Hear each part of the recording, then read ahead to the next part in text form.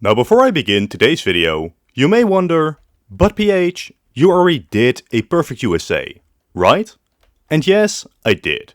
But it was the second episode ever in the series. And looking back, I am just not that happy with it.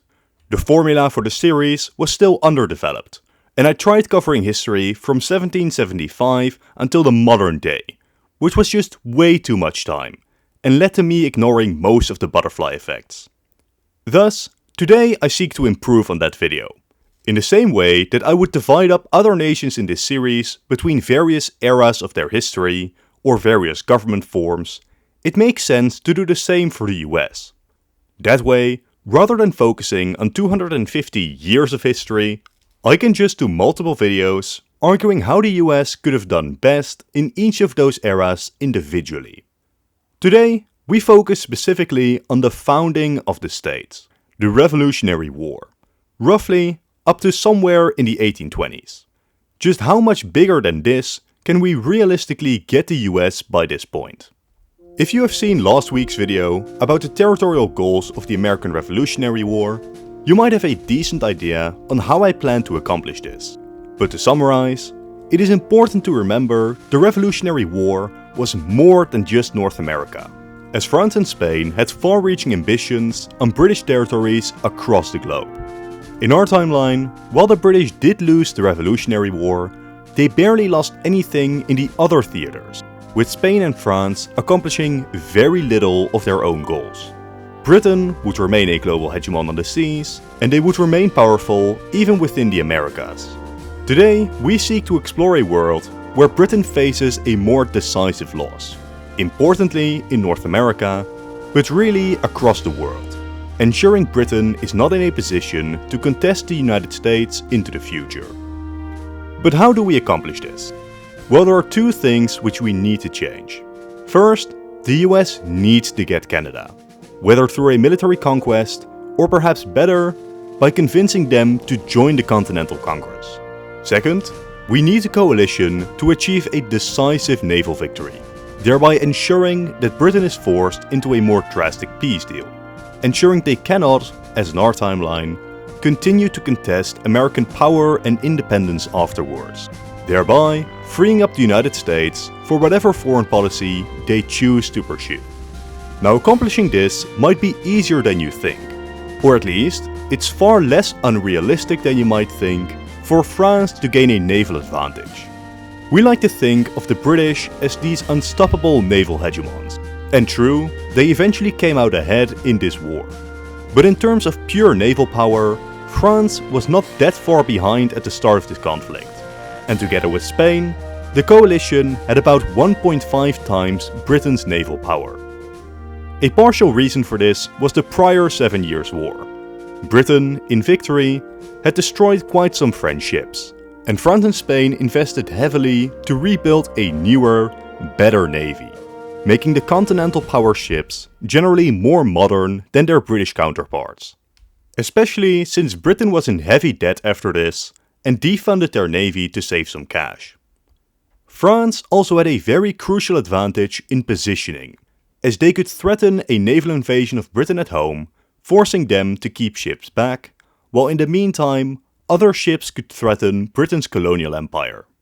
In terms of actual naval size, French estimates during the war, which admittedly might have overstated French power a bit, put the amount of total guns at 130,000 to 110,000. It truly would not have been unreasonable to suggest that a moderately worse-led Britain could have seen the naval front swing even more in France's favor after a few lucky victories. Then we get Canada, where we broadly have two options. First, try to have the colonized areas join the American Revolution. Second, have the Americans succeed in a military takeover. Both of these have their benefits and drawbacks. In terms of getting Canada to join, the problem is that they just lacked the broad-scale revolts against British rule. Population figures up north were also way smaller than even the smallest colonies within New England, with Connecticut having a larger population than all of Canada. This made it far easier for the British to clamp down on the minor revolts that did occur, especially in Nova Scotia. Truly, Canada just lacked the population to fuel such an outright revolution. But large-scale American conquests, at least early on in the war, while not impossible, were difficult, as the Continental Army was weak, militia-based, and not yet the European-backed, competently trained fighting force it would later become, while they would have to fight a professional British army and Quebecois and Loyalist resistance. Thus, I suggest compromise. Specifically, I'd like to focus on Quebec. In 1775, Quebec is by far the most important territory within British Canada. Their population way outpaces the others, but also Quebec controls the St. Lawrence River leading into the Great Lakes, a primary route for British-Canadian commerce and troop movements. If America could secure this river, it would become significantly easier to mop up Western Canada. So, I would like to go back to 1774. In that year, the Quebec Act was passed. This act was rather major, and as you may have noticed, it passed only a year before the revolution began historically. To understand the act, we look towards the 7 Years' War, where Britain took control over the region. The, for now loyal, 13 colonies had assumed that this British victory would open up all this land out west to their settlement. Instead, Britain, seeking to avoid conflict, proclaimed native reserves and restricted the colonists to the eastern coast. This was considered an insult, causing tensions between the empire and its colonies. But Quebec at this time was only this part of Canada. The 1774 Quebec Act expanded it to all of this. Once more, this greatly upset the 13 colonies, as the Quebecois were Catholic, while Britain and the colonies were Protestant. Especially as Quebec also got certain autonomies and religious tolerance, this deal further incited colonial dissatisfaction with British rule, as in the minds of the 13 colonies, they were now being surrounded by natives and Catholics, and thus they were betrayed by their own British government, who should rightfully have been on their side.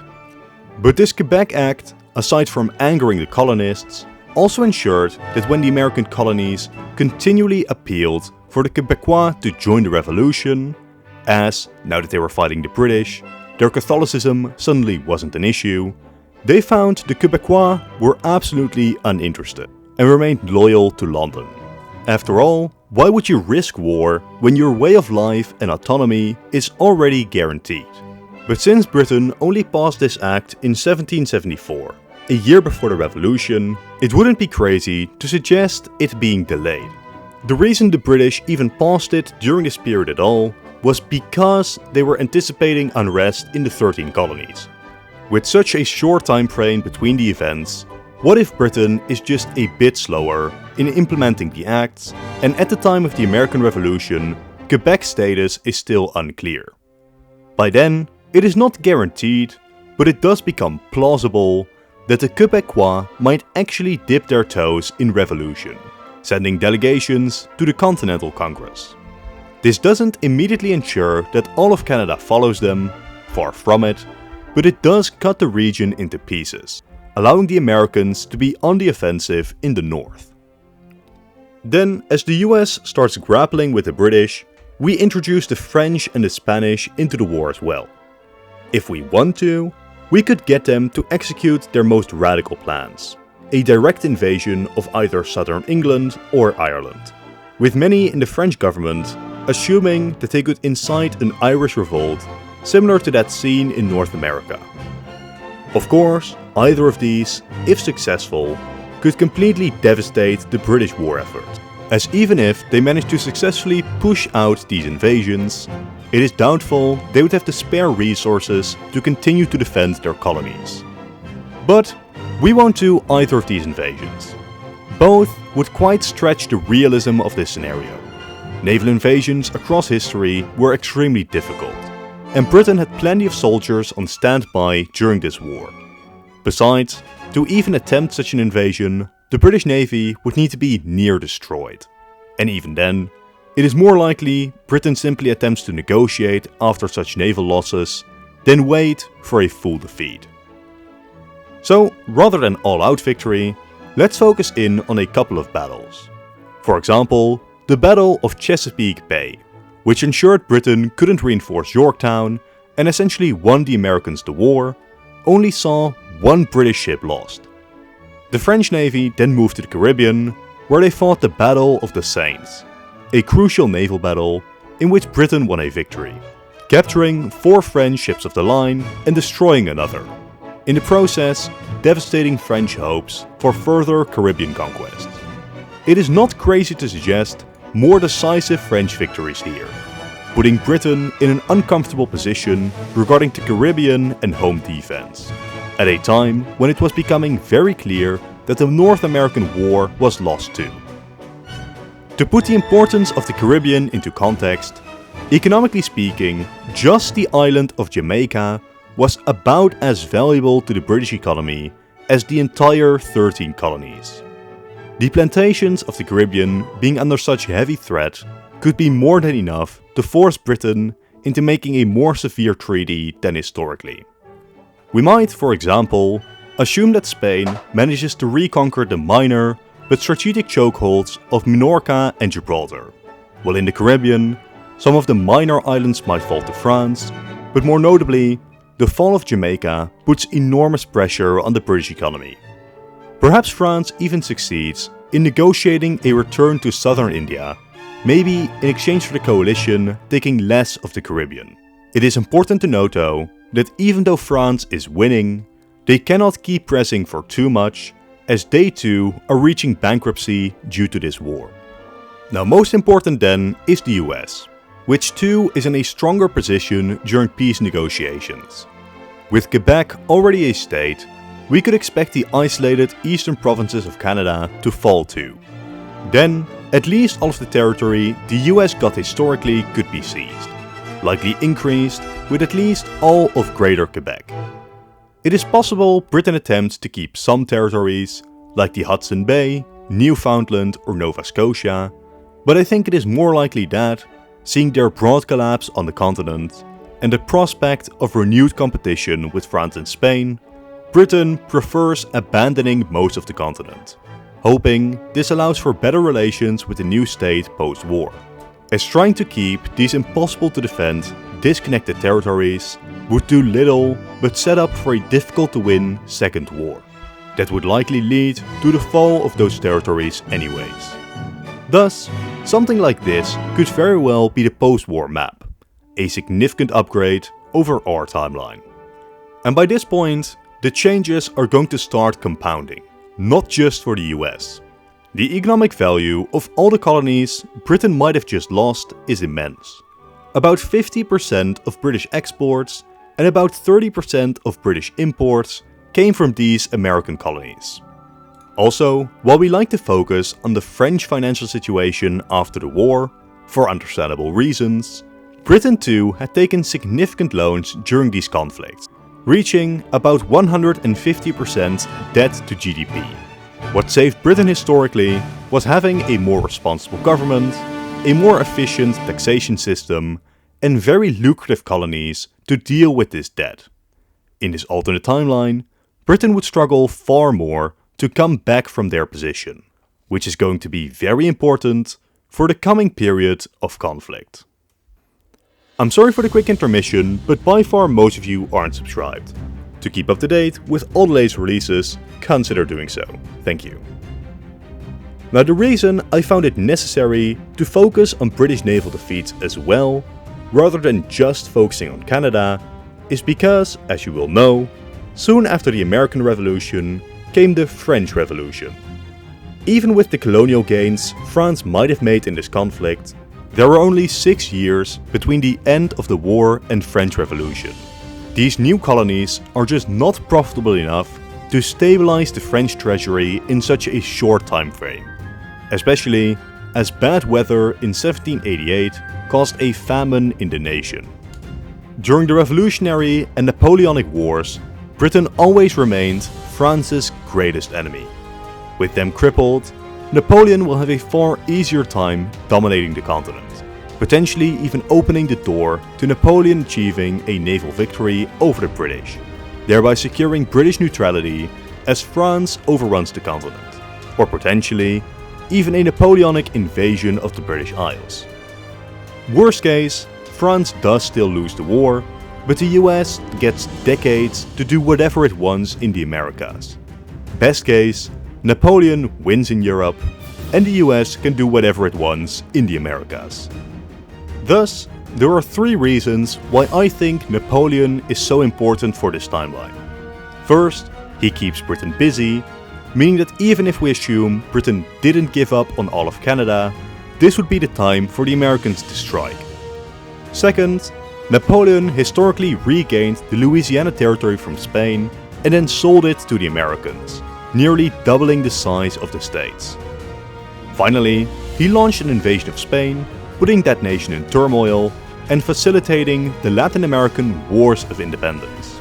As you might imagine, such Spanish weakness might provide immense opportunity for the Americans now that there is nobody to hold them back. Now it's important to note that when Napoleon invaded Spain, there were initially 2 camps within the colonies. Those who preferred the absolutist status quo, and those who wanted to reform the system now that Spain itself was weakened. Initially, both sides supported Ferdinand VII as their rightful monarch. Neither recognized Joseph, Napoleon's puppet king. Even if Napoleon somehow successfully conquered all of Spain, that does not mean that the colonies would switch to his side too. This means that the Spanish Empire is in crisis without solid leadership, while soon independence revolts would be rocking the Americas too. Britain is too weak and distracted with fighting France, and France itself has already given up on American empire due to the Haitian Revolution, and as such has sold Louisiana territory to the Americans. For all intents and purposes, Napoleon has essentially severed most of the ties between Europe and the Americas, and it is difficult to imagine better timing than this for a war with Spain. Now that doesn't mean that it has to become a war, but some Americans, including President Thomas Jefferson, considered the Louisiana Purchase to include territory all the way to the Rio Grande, as well as western Florida, thus arguing the border should look like this. Of course, this claim was false. France never controlled any of that territory, so obviously it would be impossible for them to sell the territory. But such things don't really matter considering the position that Spain is in.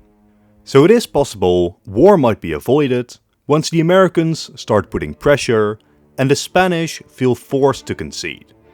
In such a case, Spain might give up Florida and some of the western territories, and the US is for now satisfied and doesn't escalate to a full war. But if Spain doesn't negotiate and doesn't concede, we may well see a US invasion. The American army is weak and small, but the Spanish army is smaller and increasingly distracted by simultaneous revolts across their colonies. Besides, a lot of the territory the US is invading is still under native control, with Spanish influence going little further than a few forts and flags. If the US gets really ambitious, they might even try gearing up the American Navy for an invasion of Cuba, which is a very strategic and valuable island to control. If we assume that this war goes well, Spain eventually reaches out to negotiate, or reaches a point where their North American territories just collapse. The US can then try to find a new border. Some might suggest going as far as the annexation of New Spain, which, territorially, would obviously be a massive deal. But this would be a very bad idea, likely to die in Congress. At this point in history, Mexico had about the same population as the US, so even if the Mexicans voluntarily asked to join the US, this would practically turn the states into a majority Catholic Hispanic state, which undoubtedly the politicians of the time are not interested in. So what the US does take is difficult to say. In case of a short war, Florida and the Texas territory might be all, with a border deal then signed with the new Mexican state, and the US could look something like this by the 1820s, compared to this in our timeline. Alternatively, The most comprehensive victory I might imagine includes targets in the Caribbean being targeted, mainly Cuba, but if under Spanish control, even Jamaica and Puerto Rico could be seized. In the West, what exactly the US takes is also difficult to predict, but they very well could try to reach the Pacific Ocean during this war. Specifically, borders during this time were often based on rivers, with the Rio Grande already being followed in the south. In our timeline, John Quincy Adams had sought the Colorado as a second river to follow, which feels like a very natural goal for the US to pursue, which would make the US look like this. I know, it looks like complete border gore, but it is the most concrete historical proposal we have. Beyond these territorial gains, the US would obviously back Mexican independence as well. By now, we have covered most of the early expansion of the US, and they are so significantly larger than in our timeline, and we are still only around the 1820s. Of course, the Oregon Territory, in our timeline contested by Britain and eventually split, in this timeline goes to the US unopposed, aside from rubbing against the minor colony of Russian America. Truly, American hegemony over the entire continent is already a fact of life. Let's now then start thinking a bit about the internal politics of this new state. For one, with Catholic Quebec having joined the Union at the start, how does that work? Are Protestant-Catholic relations within the Union better, or does this Catholic French Quebec become an ugly duckling, disliked and distrusted by the others? It is very possible Quebec forces a lot more debate in the Supreme Courts and the Constitutional Convention over states' rights. For example, it is very possible Quebec attempts to harden their own borders, to prevent Anglo-Protestants from overrunning their state. Whether or not they get their way could greatly increase state autonomy within the United States. Thus, that leaves two broad outcomes for Quebec. Either they remain an odd bastion of French Catholicism in a sea of Protestants, or they simply get swallowed whole by the Anglo behemoth around them, unable to compete with the population difference to the rest of the United States. Then, we obviously need to discuss slavery within the United States, and I cannot state enough that, optimally, I'd want to say that the institution just gets abolished peacefully. Sadly, I feel that, once more, this stretches the realism of this scenario. Even though in our timeline, many of the northern states started a process of gradual abolition, it is difficult to imagine such a movement catching on in the south or nationwide. The difference between the regions is just too great. The southern economy is too reliant on the institution, but perhaps even more importantly, the difference in the percentage of enslaved peoples is so large and racism so normalized, it would be naive to suggest that the South simply realizes the error of their ways. For such a thing to work, we'd likely need to go earlier back in time and weaken the institution far earlier, as I struggle to find a realistic point of departure after 1775. Now you might ask, but don't the Canadian states swing the balance of power in the Union against slavery? But again, I will remind you just how few people live in Canada. And besides, the South would likewise have new territories to create slave states in, and an island like Cuba alone has more people than all of Canada. There is also Texas, which in our timeline, due to its temporary status of independent nation, has become an absolutely massive state. In this timeline, it is far more likely they would be divided into several more normal-sized states, thereby easily making up for the Canadian senators we have added. In total, I therefore don't expect a radical change in power between the free and slave states, and if anything, sadly, the slave states might actually benefit more in the short term. Now that doesn't mean that we can't do anything. Even if we can't abolish the institution fully early on, something like Washington personally freeing his slaves could send a powerful message.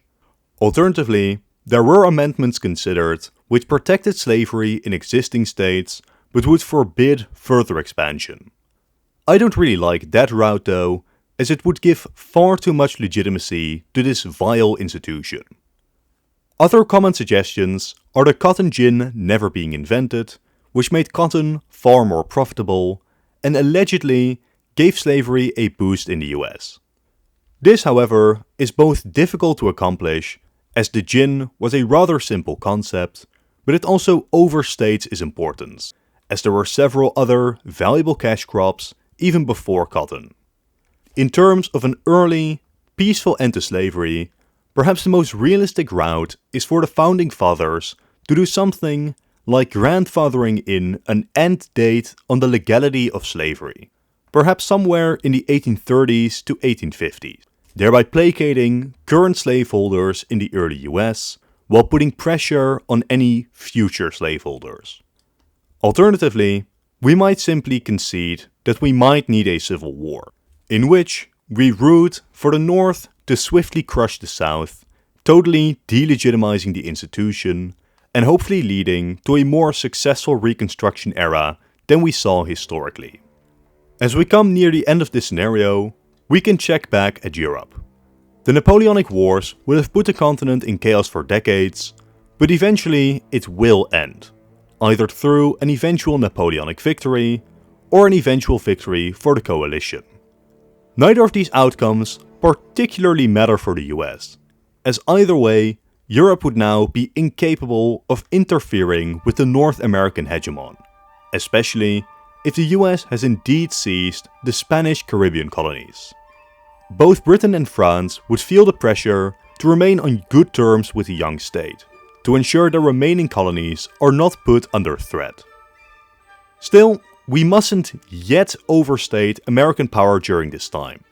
This continental-sized power would, by 1820, have about 11 million people, roughly equal to Britain, and smaller than France's 27. Similarly, Britain would still hold the early advantage in industry, and the European navies would, on the oceans, still be more powerful. Yet, the near unbeatable advantages the US holds are its near untouchability, as even with naval superiority, the Europeans would struggle to land anywhere.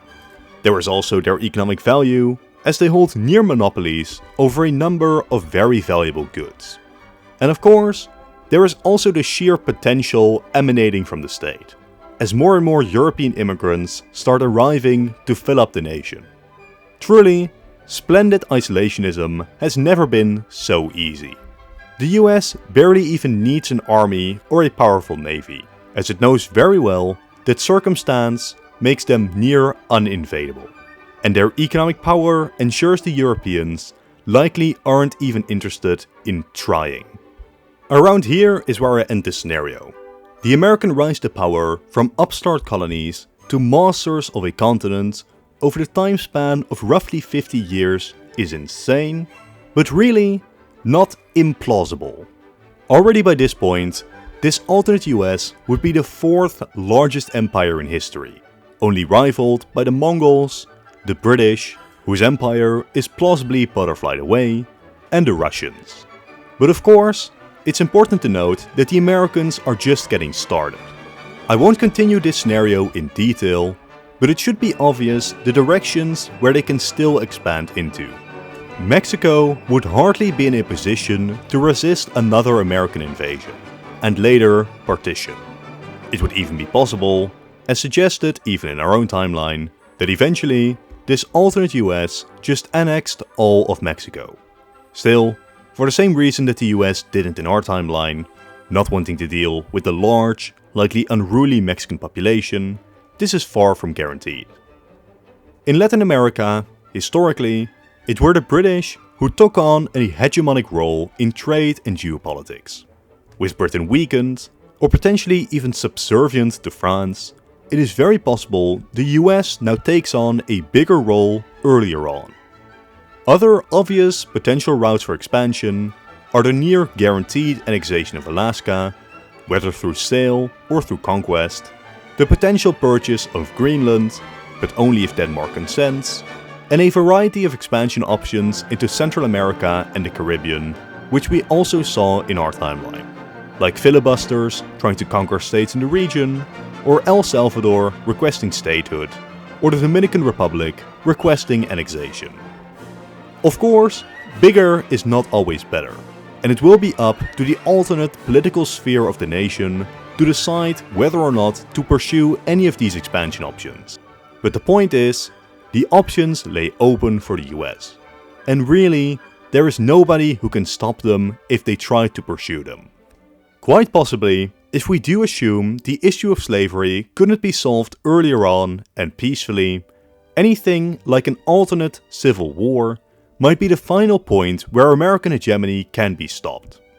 Of course, I would easily put my money on this alternate North defeating this alternate South. But if the Europeans do decide to intervene in this alternate timeline, then a decisive intervention to ensure the continent is again split could prove disastrous. More than likely though, the US will survive such a crisis and be better off for it. With this most important political hurdle solved, and European immigration exploding yet further, the state becoming a center of industrialization, it is now only a matter of time before the US decisively becomes the most powerful nation the world has ever seen. But for now, this is the end of the video. Thank you all for watching, and consider leaving a like and a comment as well as subscribing. If you enjoyed this video, click the video on top to watch another in this series. If you've already seen it, I'm sure the bottom video is great too. Once again, thank you all for watching, and goodbye.